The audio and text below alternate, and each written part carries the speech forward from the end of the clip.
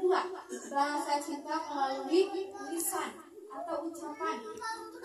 Ya, nah ini juga sangat pentingnya ya untuk anak-anak kita. Nah, tadi kan pas kita cium anak kita cium ubun-ubunnya, jangan lupa kita untuk didoakan. Nah, ini adalah bahasa cinta melalui lisan. Ya, kita itu diwajibkan untuk memberikan kata-kata yang positif kepada anak kita. Gitu ya. Nah, jadi doa-doa itu ya malam di pagi hari itu adalah akan menjadi penyemangat untuk anak-anak kita. Nah, jadi ketika di pagi-pagi ibu jangan rusuh, Bu, ya. Jangan bermusuhan dan juga jangan berikan kata-kata yang negatif. Gitu ya. Misalkan ini, "Cok, Dede, cuma kelihatannya awas tapi jangan kayak gini, jangan ditebak, jangan jadi mainan, jangan galak, ya." Seri. Ya kan? Itu kan kadang-kadang pagi-pagi selalu pengen salah itu kan negatif, Bu. Jangan bermain, jangan jaga mainan, jangan galak, itu kan gitu ya. Tapi kita akan doa. Doanya apa?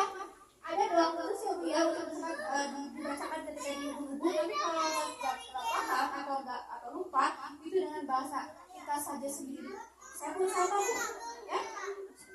Jangan lupa untuk hadirnya solihin ya. Kemudian itu kan yang diajukan kemudian kalau saya tuh benar-benar ya Allah, jadi kan karena ibu pernah nggak kita harus banyak berdoa untuk anak agar itu terdengar, karena itulah harapan-harapan kita yang langsung terdengar oleh alam bawah sadar anak-anak kita. Ya Allah, jaga anak hamba dimanapun berada, sehatkan dia, mudahkan urusannya, panjangkan umurnya, jauhkan dari maksiat, jauhkan dari mara bahaya, maafkan aku pembelajaran yang diberikan oleh gurunya. Itu doa-doa yang sering saya lakukan kepada anak saya. Nah, karena itu bahasa cinta melalui ucapan. Ucapan-ucapan positif yang terus kita berikan itu akan menjadikan dia akan meniru ya. Misalkan kesehariannya anak soleh, anak bagus itu setiap hari. Tapi kalau dia banyak mendengar kata-kata kasar, kata-kata makian ya, itu juga akan menghancurkan mentalnya. Kayak apa ya kan ya, misalkan gini, misalkan kadang-kadang banyak sekali konflik yang melihat banyak berantem, melihat mama-mamanya berantem langsung di depan anaknya, itu kan menghancurkan mental Bu. Ibu harus tahu gitu ya. Nah, itu karena dari ucapan ya, kadang-kadang kita sering menyepelekan hal itu ya. Jadi kalau anak-anaknya seperti itu terus ya, anak itu pertama dia pernah minder, gak percaya diri kalau kita memberikan hal-hal yang negatif. Semarah apapun kita Bu ya, kadang-kadang ya, jangan pernah mengucapkan kata-kata yang sudah baik atau yang kasar, karena ucapan adalah doa, dan doa ibu ya khususnya itu menembus langit Bu. Kadang-kadang jangan sampai semarah apapun dia jangan pernah mengucapkan kata-kata yang menyakitkan ya.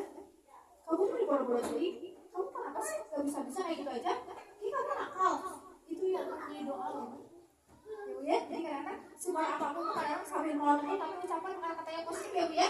Udah bagus, udah gitu walaupun mau ibunya ya, walaupun marah tapi kita ucapkan kata-kata yang benar-benar tidak negatif Bu ya, seperti itu. Apalagi ya kadang-kadang anak-anak ya pernah seperti itu Bu ya kayak gitu.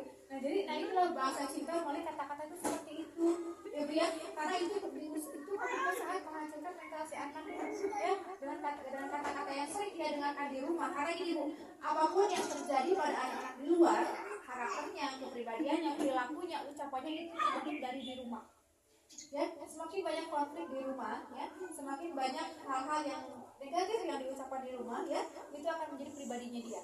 Ya misalkan yang anak tuh bilang kasar, bilang hal yang tidak baik, karena itu merasa terbiasa mendengar hal itu di rumah ataupun di lingkungan Bu, gitu ya.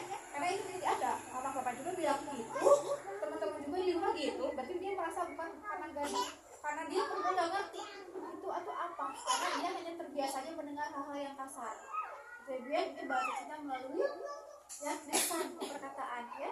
Misalkan ibu-ibu semuanya karena gini Bu ya, jadi ya itu ya, makanya ada kerjasama juga. Misalnya kita udah lemah lembut ya, papahnya kakeknya misalkan ya nggak kerjasama, itu makanya butuh kerjasama itu ya, seperti itu. Jadi jangan sampai kita tuh capek sendiri ya Bu ya. Nah kemudian yang ketiga, bahasa cinta melalui pelayanan ya. Pelayanan itu kadang-kadang kita contoh kecil lah, kita lagi masak ya, lagi cuci, menggambar yuk, sebentar udah tahu kok kita lagi sibuk gitu ya. Pernah kayak gitu nggak Bu? Nenek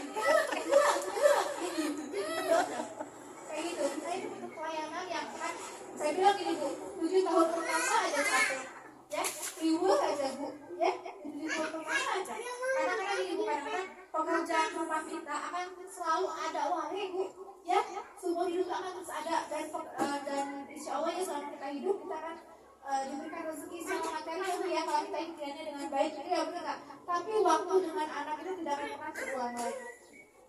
Ya, waktu dengan anak sedetik aja Bu kita ulangi nggak bisa Bu. Ya, anak tuh udah tahu-tahu besar aja. Ya, dan anak kangennya lupatan gitu ya, anak-anak tuh ya, sekarang udah pada gede, udah jalan di rumah. Ya, makanya sesibuk apapun, aduh kenapa sayang? Itu pelayanan, sebutnya pelayanan. Anak saya aja udah besar Bu, anak saya udah besar. Kadang-kadang ketika saya pulang, ketika dia misalkan udah pulang aja, Bu, sisirin Bu. Karena padahal kan dia bukan berarti nggak bisa nyisir ya Bu ya, tapi itu yang diinginkan dekat dengan kita, Bu sisirin. Bu iketin Bu rambut saya. Atau pas mau tidur gini, ada bukan anak perempuan, mama garukin, mama garuan. Selainnya gitu ya, nah usapa. Itu Bu, itu pelayanan. Kadang-kadang gue harus tahu anak perempuan itu dia tuh lebih senang, sangat nyaman ketika dipegang ya dari belakang kepala sampai ke tulang ekor, diusap. Itulah bentuk kenyamanan terbesar. Makanya sering diusap-usap pas mau tidur ya Bu ya. Ada apa di pokok ya. Itu adalah salah satu bentuk pelayanan kita ke anak. Ya, seperti itu kalau anak laki-laki seperti juga sama, tapi lebih senang ditepuk pundak. Untuk anak laki-laki hebat nih, mama bangga, papa bangga. Ini bentuk